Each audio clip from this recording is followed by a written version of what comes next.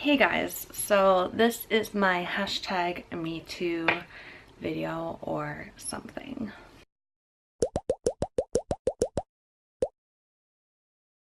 So when the hashtag #MeToo campaign first started, I was really excited.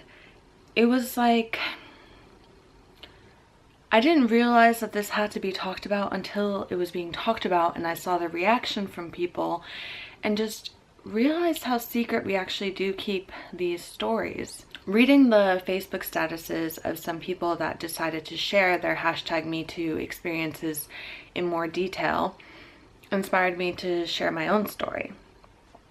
But then I saw some backlash and I became scared and just nervous and I don't know, just wasn't sure I had the right to use the hashtag. Because some of these people that were criticizing it were just saying that women don't really know what harassment is, and a lot of these women are probably complaining about being hit on by guys that they aren't into and wanting women to prove that they were sexually harassed and to, you know, give the whole story, because if this is true that every woman has experienced this, then every man must be a monster. Which isn't the case at all. And I mean, I didn't view it like that. I didn't see it as any attack on men. But yeah, so this criticism made me not want to share my story because it felt like A, I would be giving in to their demands, and B, I was scared that they would pick my story apart, find the faults that I did, or call me a liar. There was this particularly horrible meme that someone shared, basically implying that Lena Dunham is not hot enough to be sexually harassed, and so I worried that people think I'm not hot enough to be sexually harassed, which is just ridiculous in itself. Sexual harassment has nothing to do with how attractive you are, and Lena Dunham is beautiful. I've been thinking about this for weeks, and hearing other people's stories really helped me deal with my own well, I've had lots of like small sexual harassment things, you know, catcalling, all these things, but I have this one bigger one, which I'm going to share today. And hearing other people's stories really helped me deal with that, because I was listening to this podcast from Anna Faris, and she talked about how a director slapped her ass in front of the whole crew, everyone, and that she laughed it off. And that was her way of escaping the awkwardness, and a lot of times women do smile politely or laugh to escape the situation in the nicest way possible, and we should stop doing that. You talked about that on the podcast, but it helped me see that that's a normal reaction, and it's not, you know, that I'm not to blame because I smiled in what happened to me. The episode of Anna Faris's podcast is the one with Ariel Kebble. I'll link it down below. There's about 15 minutes of ad talk at the start, but then it gets into interview. But yeah, if you're interested, I recommend it. But anyways, when I sat down to write this intro, then the words from my experience just started pouring out, and they came out in kind of a spoken word poem way, which seems to happen a lot when I try to put down really strong emotions. It happened with my video about sharing posts about veganism and my video about hip dips. So yeah, that's what came out. And you know, I'm not a poet. The rhyming rhythm changes and it's not perfect, but it's just a good way for me to express myself. I think it allows me to kind of distance myself from it, and it also allows me to not have to elaborate too much, or yeah, it's just what happens, and that's what I did. And so here it is. Hashtag #MeToo. I was on my way home, used to and happy to travel on my own, wishing the seat beside me would remain empty or be filled by a fascinating person like on TV. He was older than my father, on his way to visit his daughter, a retired businessman who had traveled the world. I can teach you a thing or two, little girl. Are you old enough for wine? Yes. She'll have red, like mine. It did not take long for him to go from fascinating to off-putting. Stories of his life, transparent brags of his wealth. I don't remember how much his watch cost, but I do remember being told and having to use all my effort from making my eyes roll. My discomfort in the moment was to myself not clear, but in hindsight, I should have seen his intentions here. He was not merely showing off to impress a young girl, he was showing off to assert his power. I felt my acceptance of the second glass of wine somehow made his eyes shine. The way he ordered for me again felt like we had crossed some line.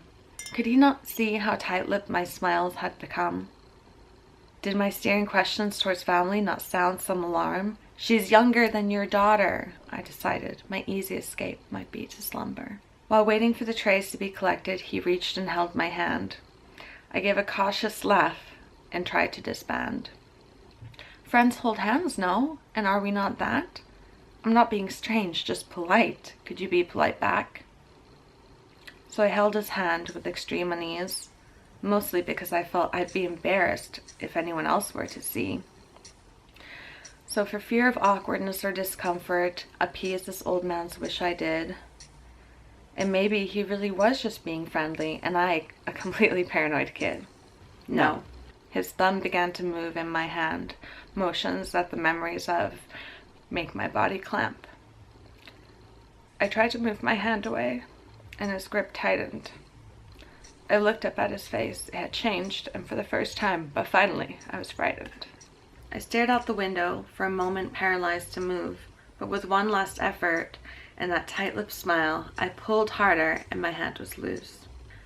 He apologized and backed off for a while, but soon his hands were elsewhere, and I promise you I did not smile. Perhaps my eyes darting around for someone to see were interpreted by him as me seeking privacy. His hand sliding onto my thigh, I pushed it aside. It slid up again, and I silently crossed them then. The specifics are hazy, and the feebleness of my 19-year-old self crazy. But I remember giving up, turning my body away, and just staring out the window, thinking, God, just let this be over. Just let this be over. Over and over, no longer sensing where his hands did go. Excuse me, are you two traveling together? A stewardess alerted by the man across the aisle. No, in unison. Him with a false face of bafflement, me with a cautious relief and a deep shame. Is everything all right? His gaze locked on me, his brow a threatening furrow. I nodded, until I felt his gaze turn, then shook my head furiously and soundlessly no. She asked me to get up, and I tried to look as confused as he. My whole body was shaking with shame, fear, and relief. I'm sorry, she told me I have to leave, while looking at her, trying to convey that she just saved me. His furious face is hard to forget, still burning bright red when off the flight he did get. I was moved next to an off-duty steward who also walked me to my next flight. I feel ashamed to admit that some part of me feared him too. But how lucky to go from such darkness immediately to so much light. The passenger who reported him, the captain who yelled at him, the steward who blockaded him, an army of protectors to hold together my faith in men. Many times I replayed the flight in my head, sometimes convinced it was mostly, if not all, my fault. But if the man across the aisle could my discomfort see, then so could the monster that sat next to me. It's strange, when this all first happened, I remember telling my friends about it the next night, really offhandedly and creeped out, and like, ooh, that was uncomfortable, but I'm so happy to be home and to be with my friends. But as all this stuff has been coming out and I've been dealing with it more, it's like I've seen how much it affected me. And yeah, I don't know, I feel like I'm finally dealing with it. I'm finally feeling like it's okay to deal with it. It's okay to talk about it, and I just hope this video is helpful to someone, whether it helps you understand that these things really do happen and that there are these difficult situations. And I don't understand why I didn't get up or whatever. I mean, I understand I was thinking I have to be next to this guy for 11 hours. I don't want to make this situation awkward. And by the time that things got too far, it felt like, oh, was this my fault because I've been so nice? But yeah. Anyways, I wasn't really planning to explain anything at the end, but I didn't expect to cry, and I just felt like I should, yeah, end on something else. But we'll see how I edit this. And god damn it, Pixie, I know you want attention right now, but this is really bad timing. Anyways, thank you so much for watching, and I will see you next video.